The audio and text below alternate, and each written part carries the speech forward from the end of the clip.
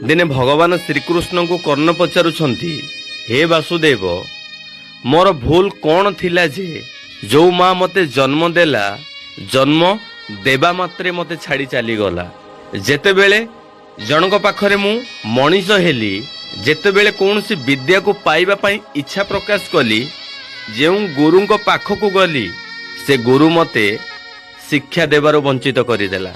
जेतेबेले युव अवस्था आसिला सेतेबेले द्रौपदींकर स्वयंवरु मते वंचित करागला। मोर दोष कौन थिला वासुदेव? ए कथा शुणी भगवान श्रीकृष्ण कर्ण को बुझेई कहउछंती, मोर जन्म कारागार रे हेइथिला। मु जन्म न होइबा पूर्वरु मते मारिबा पाई संपूर्ण भाव रे षडयंत्र रचना करा जाई सारिथिला। जन्म हेबा मात्रे मु मो बापा मां को त्याग करिछि, ते सब भितरे मध्य मु मो निजको सजाड़ी उठिछि। प्रश्न एहा नुहे जे तुम सहित अन्याय हैला कि मो सहित अन्याय हैला बोली। प्रश्न हेउछि तुमे सही अन्यायर जवाब किपरि रखिथिल।